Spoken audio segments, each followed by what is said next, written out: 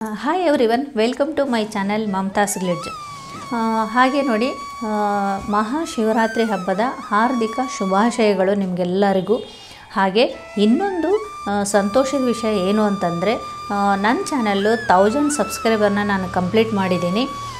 ಆದರೆ ಇನ್ನೂ watch hours complete ಆಗಿಲ್ಲ, ಇನ್ನೂ ಅದು ಸ್ವಲ್ಪ ಕಡಿಮೆ ಇದೆ.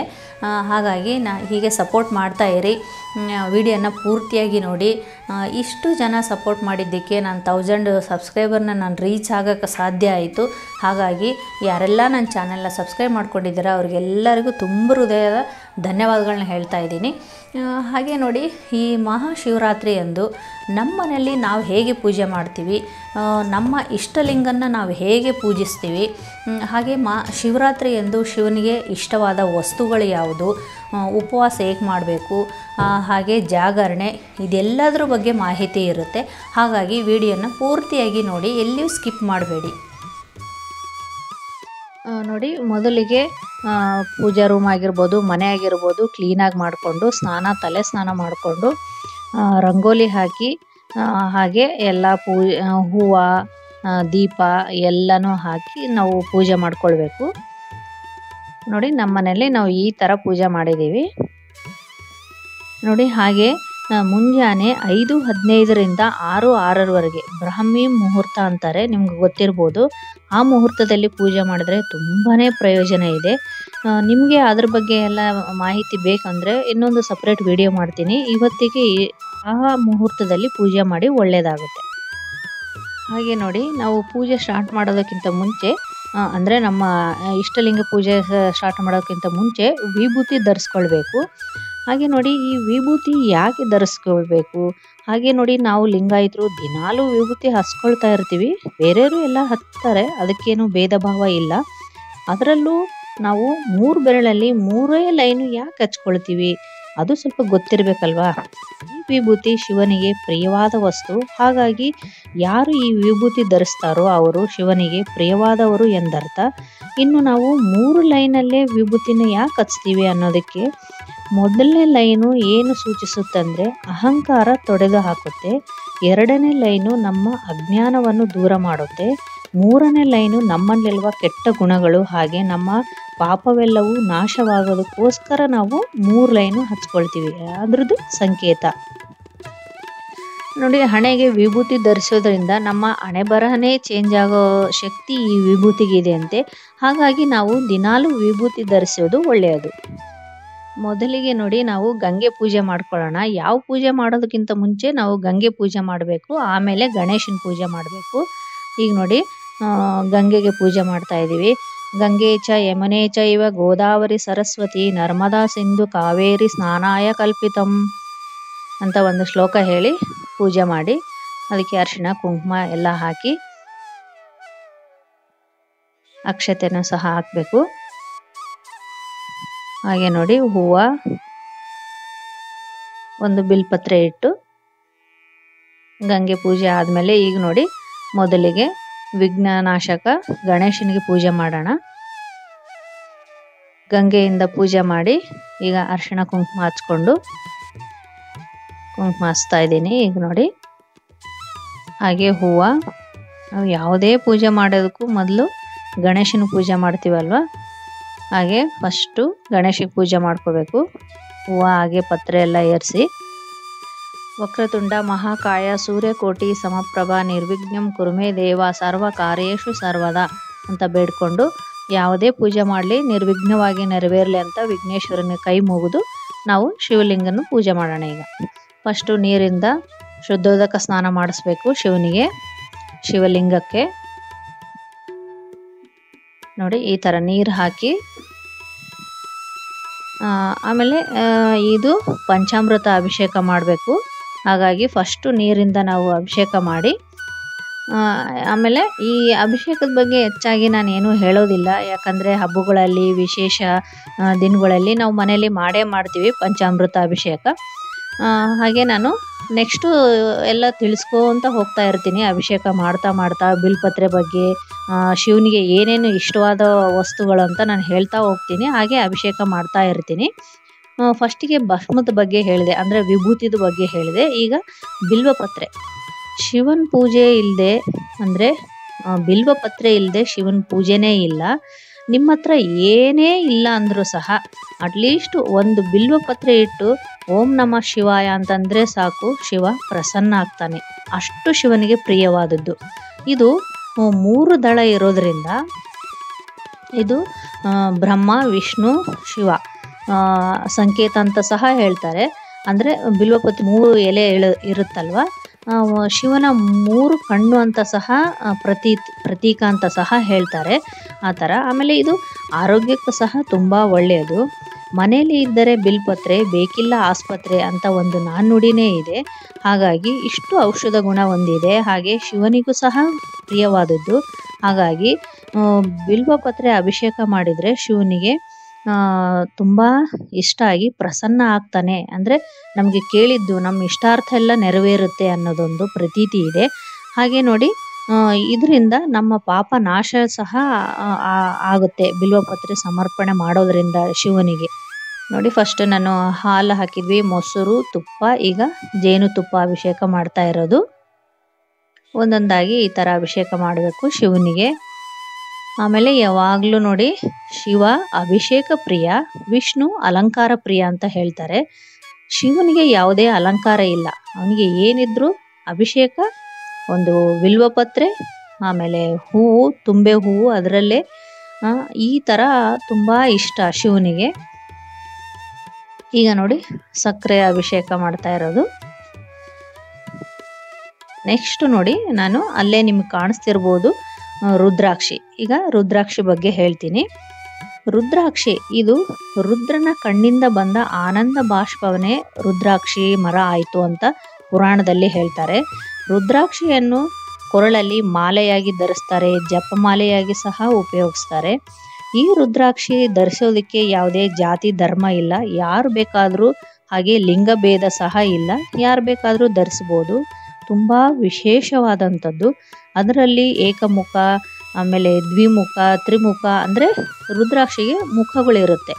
ಆ ಥರ 26 ಮುಖದ ರುದ್ರಾಕ್ಷಿಗಳ ಥರ ಅಷ್ಟು ವೆರೈಟಿ ರುದ್ರಾಕ್ಷಿ ಇರುತ್ತೆ.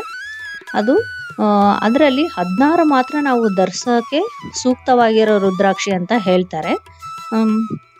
ಇದು ನೋಡಿ, ಇದು ಸಹ ಅಷ್ಟೇ BP, ಆಮೇಲೆ ಹೈಪರ್, ನಮ್ಮದು ಏನಂದರೆ ಬ್ಲಡ್ ಪ್ರೆಷರು, ಅದೆಲ್ಲ ಸಹ ತಡೆಯುತ್ತೆ ರುದ್ರಾಕ್ಷಿ ನಾವು ಧರಿಸೋದ್ರಿಂದ. ಹಾಗಾಗಿ ಆಮೇಲೆ ಇನ್ನೊಂದು, ನಾವು ಸ್ತ್ರೀಯರು ಅಂದರೆ ಪೀರಿಯಡ್ಸ್ ಆದಾಗ, ಆಮೇಲೆ ಯಾರಾದರೂ ಸಾವಾದಾಗ ಅವ್ರ ಮನೆಗೆ ಹೋದಾಗ ನಾವು ಅದನ್ನು ತೆಗೆದುಬಿಟ್ಟು ಹೋಗಬೇಕು ಅಂತ ಪ್ರತೀತಿ. ಯಾಕಂದರೆ ಅದರಲ್ಲಿರೋ ಗುಣ ಎಲ್ಲ ನಮಗೆ ಸಿಗೋದಿಲ್ಲ ಅಂತ ಹೇಳ್ತಾರೆ.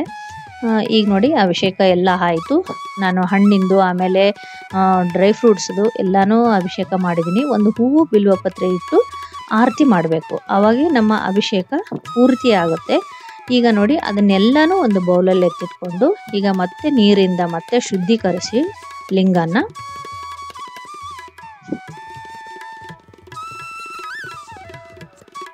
ಹಾಗೆ ವಿಭೂತಿ, ಕುಂಕುಮ, ಮತ್ತು ನಾವು ಹೂವು, ಬಿಲ್ವಪತ್ರೆ, ನಾನು ಹೇಳಿದ್ನಲ್ವ ಶಿವನಿಗೆ ಅಭಿಷೇಕ ಪ್ರಿಯ, ಬಿಲ್ವಪತ್ರೆ ಪ್ರಿಯ ಅಂತ.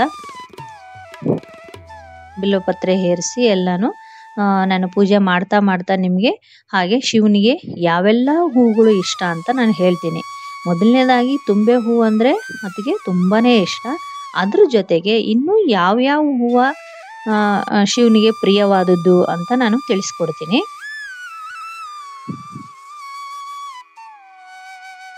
ನೋಡಿ, ತುಂಬೆ ಹೂವು ಜೊತೆಗೆ ಎಕ್ಕದ ಹೂವು, ಪಾರಿಜಾತ ಹೂವು, ದತ್ತೂರ ಹೂವು, ಹಾಗೆ 5 ದಳದ ಮಲ್ಲಿಗೆ ಬರುತ್ತೆ ನೋಡಿ ಅದು, ಅಗಸೆ ಬೀಜದ ಹೂವು, ಶಮಿಪತ್ರೆ, ಗಂಟೆ ಹೂವು, ಇಷ್ಟೆಲ್ಲ ಶಿವನಿಗೆ ಪ್ರಿಯವಾದದ್ದು ಹೂಗಳು. ಇದರಲ್ಲಿ ತುಂಬೆ ಹೂವು ವಿಶೇಷವಾಗಿ ಶಿವನಿಗೆ ತುಂಬಾ ಇಷ್ಟ. ಏಕೆಂದರೆ ಪುರಾಣದ ಪ್ರಕಾರ ಈ ಸಮುದ್ರ ಮಂಥನ ಮಾಡ್ತಾ ಇರ್ತಾರೆ ನೋಡಿ, ಅವಾಗ ಕಾರ್ಕೋಟಕ ವಿಷ ಆಚೆ ಬರುತ್ತೆ.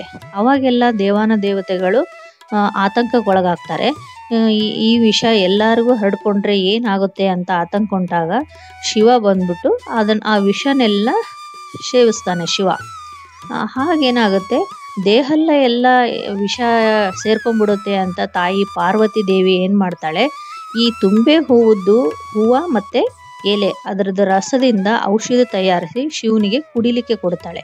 ಆಗೇನಾಗುತ್ತೆ, ಶಿವನಿಗೆ ದೇಹ ತುಂಬ ವಿಷ ಹರಡಲ್ಲ, ಈ ಕಂಠದಲ್ಲಿ ಮಾತ್ರ ಅಲ್ಲೇ ಶೇಖರಣೆಯಾಗುತ್ತೆ.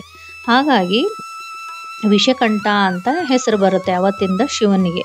ಹಾಗಾಗಿ ಶಿವನಿಗೆ ತುಂಬೆ ಹೂವು ಅಂದರೆ ತುಂಬಾ ಇಷ್ಟ. ನಾನೀಗ ಹಾಕಿದೆ ನೋಡಿ, ಚಿಕ್ಕದಾಗಿ ವೈಟ್ ಕಲರಲ್ಲಿ ಬರುತ್ತೆ ತುಂಬೆ ಹೂವು, ನಿಮ್ಗೆ ಗೊತ್ತಿರುತ್ತೆ. ಹಾಗೆ ನೋಡಿ ಹೂವು ಪತ್ರೆ ನೀವು ಎಷ್ಟು ಬೇಕೋ ಅಷ್ಟು ಪತ್ರೆನ ಹಾಕಿ ಪೂಜಿಸ್ಬೋದು. ಇಲ್ಲಿ ಬಿಲ್ವ ಪತ್ರೆಯನ್ನು ಹಾಕಿ ಹಾಗೆ ಧೂಪದಿಂದ ನೀವು ಆರತಿ ಮಾಡ್ಕೊಳ್ಳಿ. ಹಾಗೆ ಇನ್ನೊಂದು ಆರತಿ ಮಾಡಬೇಕು ಎಲ್ಲ ಪೂಜೆ ಆದಮೇಲೆ. ನೋಡಿ ಎಲ್ಲ ಹೂವು ಹಾಕಿ ಆರತಿ ಮಾಡುವಾಗ ನೀವು ಲಿಂಗಾಷ್ಟಕಂ ಹೇಳ್ಕೊಳ್ಳಿ. ನಾನು ಯಾಕಂದರೆ ಹೇಳ್ತಾ ಇಲ್ಲ, ವಿಡಿಯೋ ಲೆಂತಿ ಆಗುತ್ತೆ ಅಂತ, ಹಾಗಾಗಿ ಹೇಳ್ತಾ ಇಲ್ಲ. ನಾನು ಹೇಳ್ಕೊಂಡಿದ್ದೀನಿ, ಬಟ್ ಅದರಲ್ಲಿ ನಾನು ತೋರಿಸ್ತಾ ಇಲ್ಲ, ಯಾಕಂದರೆ ವಿಡಿಯೋ ತುಂಬ ಲೆಂತಿ ಆಗುತ್ತೆ. ನೀವು ಹೇಳಿ. ಈಗ ನೋಡಿ ಪೂಜೆ ಆದಮೇಲೆ ಪಂಚಾಮೃತಾಭಿಷೇಕ ನೈವೇದ್ಯ ಮಾಡಿ, ನೈವೇದ್ಯ ಆದಮೇಲೆ ಇನ್ನೊಂದು ಲಾಸ್ಟ್ ಭಸ್ಮಾರ್ಚನೆ. ಇದು ಶಿವನಿಗೆ ತುಂಬ ಪ್ರಿಯವಾದದ್ದು. ನಿಮ್ಗೆ ಗೊತ್ತಿರ್ಬೋದು, ಯಾವಾಗಲೂ ಶಿವ ಮೈಯೆಲ್ಲ ಭಸ್ಮ ಬಳ್ಕೊಂಡಿರ್ತಾನೆ. ಹಾಗಾಗಿ ಭಸ್ಮ ಅಂದರೆ ಅಷ್ಟು ಇಷ್ಟ. ಅದರದ್ದು ಒಂದು ಲಾಸ್ಟಲ್ಲಿ ಒಂದು ಅಭಿಷೇಕ ಮಾಡ್ಕೊಳ್ಳಿ. ಮಾಡಿ ಅದು ಹಾಗೇ ಬಿಡಿ, ಅದನ್ನು ಮತ್ತೇನು ನಾವು ವಾಶ್ ಮಾಡೋದು ಅದೆಲ್ಲ ಏನು ಬೇಡ. ಅದೊಂದು ಅರ್ಚನೆ ಮಾಡಿ ಮತ್ತೆ ನೀವು ಅಗರಬತ್ತಿಯಿಂದ ಪೂಜೆ ಮಾಡಿ ಈಗ ಆರತಿ ಮಾಡಿ ಲಾಸ್ಟ್ ಇನ್ನೊಂದು. ಇಷ್ಟು ಮಾಡಿದರೆ ನೋಡಿ ಶಿವ ನೀವು ಕೇಳಿದ ವರ ಎಲ್ಲ ಕೊಡ್ತಾನೆ. ಶಿವರಾತ್ರಿ ದಿನ ನಿಮ್ಮ ಮನೆಯಲ್ಲಿ ಸುಖ ಶಾಂತಿ ನೆಲೆಸುತ್ತೆ. ಹಾಗೆ ನೋಡಿ ನಾವು ಲಿಂಗಾಯತರಾಗಿರೋದ್ರಿಂದ ನಮ್ಮ ಇಷ್ಟಲಿಂಗ ಪೂಜೆ ಅಂತ ನಾವು ಮಾಡ್ಕೊಳ್ತೀವಿ. ಹಾಗೆ ನಾನು ನನ್ನ ಮಗನೂ ಕೂತಿದ್ದಾನೆ ನನ್ನ ಜೊತೆಯಲ್ಲಿ. ಇದು ಲಿಂಗ ಅಂತಾರೆ. ನಮ್ಮ ಲಿಂಗಾಯತರಲ್ಲಿ ಹುಟ್ಟಿದ್ದು 2 ದಿನದಲ್ಲಿ ಅಥವಾ 5 ದಿನದಲ್ಲಿ ಲಿಂಗ ಧಾರಣೆ ಮಾಡಿಸ್ತಾರೆ. ಆವತ್ತಿಂದ ಹಿಡಿದು ನಾವು ಸ್ವಲ್ಪ ಅಂದರೆ ದೊಡ್ಡವರಾದಮೇಲೆ ಈ ಥರ ಲಿಂಗ ಮಾಡಿಸಿ ನಮಗೆ ಕೊರಳಲ್ಲಿ ಹಾಕ್ತಾರೆ. ಅವಾಗಿಂದ ನಾವು ಡೈಲಿ ಪೂಜೆ ಮಾಡ್ತೀವಿ. ಲಿಂಗಾಯತರಿಗೆ ಇದೆಲ್ಲ ಗೊತ್ತೇ ಇದ್ದೇ ಇರುತ್ತೆ, ಅದನ್ನೇನು ನಾನು ಹೇಳೋ ಅವಶ್ಯಕತೆ ಇಲ್ಲ. ನೋಡಿ ಫಸ್ಟ್ ನೀರು ಹಾಕಿ ತೊಳೆದು ಮತ್ತು ವಿಭೂತಿ ಹಾಕಿ ಒಂದು ಬಿಲ್ಪತ್ರೆ ಏರಿಸಿ ಮತ್ತೆ ಇನ್ನೊಂದು ಸಲ ನಾವು ತೊಳಿಬೇಕಾಗುತ್ತೆ ಶಿವಲಿಂಗನ. ಇದು ನಮ್ಮ ಇಷ್ಟಲಿಂಗ ಅಂತ ನಾವು ಹೇಳ್ತೀವಿ. ನಾವು ಕೊರಳಲ್ಲೇ ಧರಿಸಿರ್ತೀವಿ. ಅದಕ್ಕೊಂದು ನೀವು ಅಲ್ಲಿ ಕಾಣ್ತಿರ್ಬೋದು, ಕೊರಳಲ್ಲಿ ನಾನು ಹಾಕ್ಕೊಂಡಿದ್ದೀನಲ್ವ, ಅದು ಬೆಳ್ಳಿದು ಅದರದ್ದು ಕವಚ ಇರುತ್ತೆ, ಅದರ ಒಳಗೆ ನಾವು ಅದನ್ನು ಇಟ್ಕೊಂಡಿರ್ತೀವಿ. ನಿಮಗೆ ವಿಡಿಯೋದಲ್ಲಿ ಕಾಣಿಸ್ತಾ ಇಲ್ಲ, ಯಾಕಂದರೆ ಅದು ವಿಭೂತಿ ವೈಟ್ ಇರುತ್ತಲ್ವ. ಓಂ ಅಂತ ಬರ್ಕೊಂಡು ಈಗ ಮತ್ತೆ ಲಿಂಗವನ್ನು ಕೈಯಲ್ಲಿ ಇಟ್ಕೊಳ್ಬೇಕು. ಈಗ ನೋಡಿ ಕೈಗೆ ಎಲ್ಲ ಈ ಥರ ವಿಭೂತಿ ಧರಿಸ್ಕೊಳ್ಬೇಕು. ಧರಿಸ್ಕೊಂಡು ಈಗ ಮತ್ತೆ ನಾವು ಇಷ್ಟಲಿಂಗನ ಕೈಯಲ್ಲಿ ಹಿಡ್ಕೊಂಡು ಅದಕ್ಕೆ ವಿಭೂತಿ ಹಚ್ಚಿ ನೋಡಿ ಹೂವು ಹಾಗೆ ಬಿಲ್ಪತ್ರೆ ಎಲ್ಲನೂ ಏರಿಸ್ಬೇಕು. ಇಷ್ಟಲಿಂಗಕ್ಕೆ ಏರಿಸಿ ನಾವು ಅಗರಬತ್ತಿಯಿಂದ ಸ್ವಲ್ಪ ಬೆಳಗಿ ಹಾಗೆ ನೋಡಿ ಸೀರೆ ಯಾವಾಗಲೂ ಸೆರಗನ್ನು ಸ್ವಲ್ಪ ತಲೆ ಮೇಲೆ ಹಾಕ್ಕೊಂಡು ಪೂಜೆ ಮಾಡಿದರೆ ತುಂಬ ಒಳ್ಳೆಯದು. ನಾವು ಇಷ್ಟಲಿಂಗ ಪೂಜೆ ಅಂತಲ್ಲ, ಹಾಗೆ ನಾವು ಡೈಲಿ ಮನೇಲಿ ಅಥವಾ ಹಬ್ಬದ ದಿನದಲ್ಲಿ ಸೀರೆ ಉಟ್ಕೊಂಡಿರ್ತೀವಲ್ಲ, ಹಾಗೆ ಈ ಥರ ತಲೆ ಮೇಲೆ ಸೆರಗು ಹಾಕ್ಕೊಂಡು ಪೂಜೆ ಮಾಡಿದರೆ ತುಂಬ ಒಳ್ಳೆಯದು. ಈಗ ನೋಡಿ ಪೂಜೆ ಈ ಥರ ನಮ್ಮ ನೇರವಾಗಿ ಶಿವ ನಮ್ಮ ಇಷ್ಟಲಿಂಗ ಕಾಣೋ ಥರ ಇಟ್ಕೊಂಡು ನಾವು ಪೂಜೆ ಮಾಡಬೇಕು. ಈ ಮಂತ್ರನ ಯಾರಿಗೂ ಹೇಳೋ ಹಾಗಿಲ್ಲ, ನಮಗೆ ಪುರೋಹಿತರು ಕಿವಿಯಲ್ಲಿ ಹೇಳಿರ್ತಾರೆ, ಅದನ್ನು ನಾನೇನು ಹೇಳಲ್ಲ. ಅದು ಆದಮೇಲೆ ಕೈ ನೋಡಿ ಈ ಥರ ಇಟ್ಟು ನಾವು ಪೂಜಿಸ್ಕೊಳ್ಬೇಕು.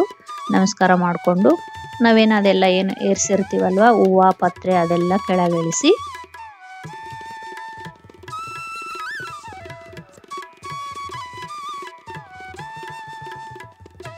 ನಾವು ಅದಕ್ಕೆ ಒಂದು ಬಟ್ಟೆ ಇಟ್ಕೊಂಡಿರ್ತೀವಿ. ನಮಸ್ಕಾರ ಮಾಡಿಕೊಂಡು ಆ ಬಟ್ಟೆಯಲ್ಲಿ ಇಟ್ಟು ಅದನ್ನು ನಾವು ಅಂಗವಸ್ತ್ರ ಅಂತ ಹೇಳ್ತೀವಿ. ಆ ಬಟ್ಟೆಗೆ ಒಂದು ಬಿಲ್ವಪತ್ರೆ ಏರಿಸಿ ಅದನ್ನು ಈ ಥರ ನೋಡಿ ಕ್ಲೋಸ್ ಮಾಡಿಕೊಂಡು ಅದು ಕವಚ ಬರುತ್ತಲ್ವ ಅದ್ರ ಒಳಗೆ ಇಟ್ಟು ನಾವು ಮುಚ್ಕೊಳ್ತೀವಿ. ಇಷ್ಟು ನಮ್ಮ ಇಷ್ಟಲಿಂಗ ಪೂಜೆ. ಇದು ನಾವು ದಿನಾಲೂ ಮಾಡ್ಕೊಳ್ತೀವಿ. ಪೂಜೆ ಎಲ್ಲ ಆದಮೇಲೆ ಓಂ ಅಂತ ಕೈಯಲ್ಲಿ ಬರೆದಿರ್ತೀವಲ್ವ, ಆ ನೀರು ತಗೊಂಡು ಅದನ್ನು ಮಾಡಿಕೊಂಡು ನಾವು ಸೇವಿಸಬೇಕು. ಹಾಗೆ ಇಷ್ಟಲಿಂಗದ ನೀರು ಅದು ಸೇವಿಸ್ಕೊಂಡ್ರೆ ತುಂಬ ಒಳ್ಳೆಯದು. ಇಷ್ಟು ಆಗಿತ್ತು ನೋಡಿ ನಮ್ಮ ಇಷ್ಟಲಿಂಗದ ಪೂಜೆ. ನಿಮಗೂ ಗೊತ್ತಿರಲಿ. ಆಮೇಲೆ ಲಿಂಗಾಯತರಿಗೆಲ್ಲ ಸಾಮಾನ್ಯವಾಗಿ ಗೊತ್ತೇ ಇರುತ್ತೆ. ಯಾರೆಲ್ಲ ಗೊತ್ತಿಲ್ಲ ಅನ್ನೋರು ತೋರಿಸಿದ್ದೀನಿ ನಾನು ಅಷ್ಟೇ. ನಮ್ಮ ಮನೆಯಲ್ಲಿ ಮಾಡ್ತೀವಿ ನೋಡಿ. ನಾವು ಇಷ್ಟು ಶಿವರಾತ್ರಿ ದಿನದಂದು ಮಾಡ್ತಾ ಇರೋದು. ಹಾಗೆ ಜಾಗರಣೆ ಮತ್ತು ಉಪವಾಸ ಸಹ ಅಷ್ಟೇ. ನೀವು ಹಣ್ಣು ಹಾಲು ತಗೊಳ್ಬೋದು. ಹಾಗೆ ನಿರಾಹಾರ ಇರೋಕ್ಕಾಗಲ್ಲ ಅನ್ನೋರು, ಯಾರಾದರೂ ವಯಸ್ಸಾದವರು, ಹಾಗೆ ಮಕ್ಕಳು, ಹಾಗೆ ಇರೋಕ್ಕಾಗಲ್ಲ ಅಂದವರು ಹಣ್ಣು ಹಾಲು ಸೇವಿಸ್ಬೋದು. ಅನ್ನ ಚಪಾತಿ ಆ ಥರದ್ದೆಲ್ಲ ತಿನ್ನಬೇಡಿ ಅಷ್ಟೇ. ಆಮೇಲೆ ಜಾಗರಣೆ, ಅದು ಸಹ ಅಷ್ಟೇ. ಜಾಗರಣೆ ಸಹ ಅಷ್ಟೇ ಶಿವರಾತ್ರಿ ದಿನ ತುಂಬ ಪ್ರಾಮುಖ್ಯತೆ ಪಡೆಯುತ್ತೆ. ಜಾಗರಣೆ ಹೇಗೆ ಮಾಡಬೇಕು ಅಂತಂದರೆ, ಶಿವ ಪಾರ್ವತಿ ಮದುವೆ ಆದ ದಿನವೇ ನಾವು ಶಿವರಾತ್ರಿ ಅಂತ ಹೇಳ್ತೀವಲ್ವ. ಆ ಮದುವೆ ಸಂಭ್ರಮನ ದೇವತೆಗಳೆಲ್ಲ ರಾತ್ರಿಯೆಲ್ಲ ಸಂಭ್ರಮಿಸ್ತಾರೆ. ಹಾಗಾಗಿ ಅವತ್ತಿನ ದಿನ ಎಲ್ಲ ದೇವತೆಗಳು ಜಾಗರಣೆ ಮಾಡಿ ಶಿವ ಪಾರ್ವತಿಯ ಕಲ್ಯಾಣವನ್ನು ವೀಕ್ಷಿಸೋದ್ರಿಂದ ನಾವು ಆ ದಿನದಂದು ಜಾಗರಣೆ ಮಾಡಿದರೆ ನಮಗೂ ಒಳ್ಳೆಯದಾಗುತ್ತೆ ಅನ್ನೋದು ಒಂದು ಪ್ರತೀತಿ. ಇಷ್ಟು ಆಗಿತ್ತು ನೋಡಿ ನಮ್ಮನೆ ಪೂಜಾ ವಿಧಾನ ಶಿವರಾತ್ರಿ ದಿನದಂದು.